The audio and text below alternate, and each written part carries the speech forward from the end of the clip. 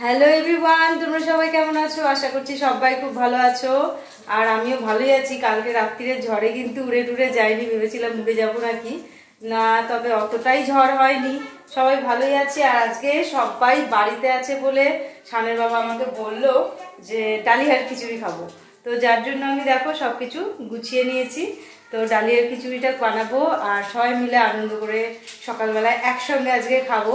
চলো তোমরা দেখতে থাকো। দিকে এত বৃষ্টি হচ্ছে, হ্যাঁ ভাবলাম যে সকালবেলায় মনে হয় ঝড় বৃষ্টিটা থামবে, ঝড়টা থেমেছে, অল্প অল্প ঝড় আছে কিন্তু বৃষ্টি হয়েই যাচ্ছে। এই দেখো আজকে একটু আমি ডালিয়ার খিচুড়িতে সয়াবিন দেওয়া বলে সয়াবিনটাকে ভিজিয়ে রেখেছি। এই যে ডালিয়া ধুয়ে রেখেছি আগে দিয়ে, মুগ ডাল এটাও ধুয়ে রেখেছি, টমেটো কাঁচা লঙ্কা আর এই যে সব ধরনের সবজি আর একটুখানি আদা দেবো।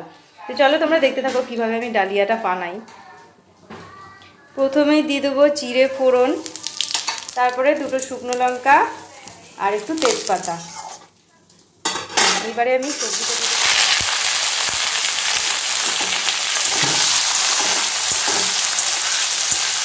সামান্য একটু নুন দিয়ে দেবো,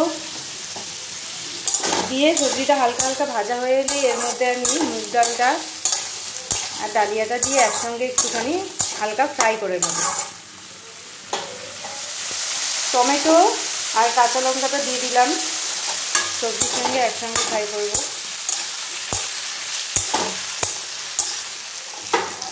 এবারে মুগ ডালটা দিয়ে দেবো।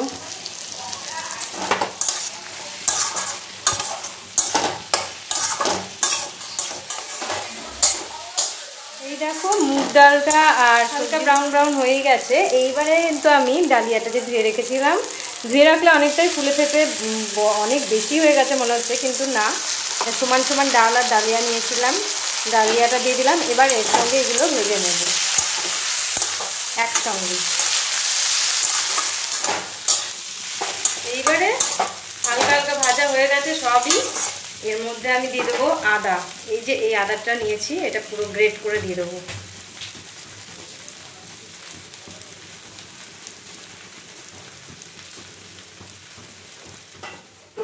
এইবারে এর মধ্যে একটু হলুদ দিয়ে দিই,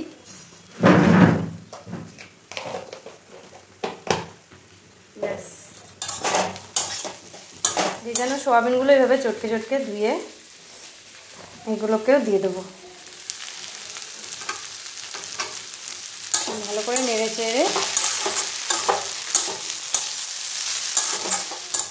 প্রেশার কুকারে জল নিয়ে নিয়েছি 1 বাটি। এবার এর মধ্যে আমি ডালিয়াটা যে সব সবজি টবজি দিয়ে ভেজেছি এর মধ্যে দিয়ে দেবো। জলটা যে নিয়েছি এই ডালিয়া সবজিগুলো দেওয়ার পরে যেন জলটা 1 কর ওপরে থাকে।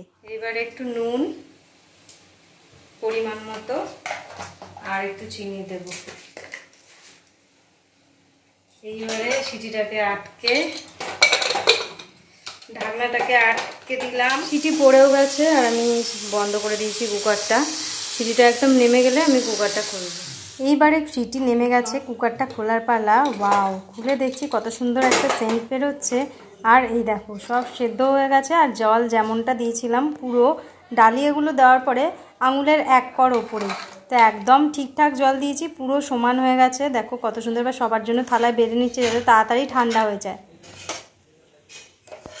ঠান্ডা হলেই জমে যাবে, এখন এত পাতলা পাতলা লাগছে দেখতে, তো একদম জমা জমাও কিন্তু ভালো লাগে না, যার জন্য একটু পাতলা করেছি। এটা ঠান্ডা হোক।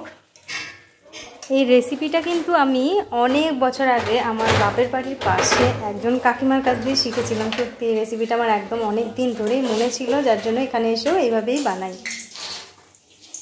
এই দেখো এই পাঁপড়গুলো কেমন লাগে, দারুণ লাগে না? হাট, এই হাট পাঁপড়গুলো ভাজবো।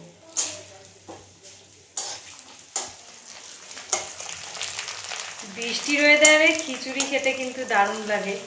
এবার পাঁপড় ভাজা দিয়ে এবার আমরা খিচুড়ি খাবো। এই পাঁপড়টা ফুলছে না, এত তেল দিয়েছি তাও এটা পুচকি হয়ে আছে। আসলে বর্ষা বর্ষা তো ওই জন্য মনে হয় হচ্ছে না, বৃষ্টির জন্য ফুলছে না পাঁপড়গুলো, ফুচকে ফুচকি হলো।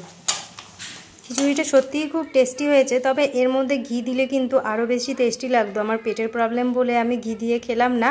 আবার দেখা হবে তোমাদের সঙ্গে একটা পরের ভিডিওতে। তো তোমরা সবাই খুব ভালো থেকো, চ্যানেলটা সাবস্ক্রাইব করে লাইক করে যেও। টাটা।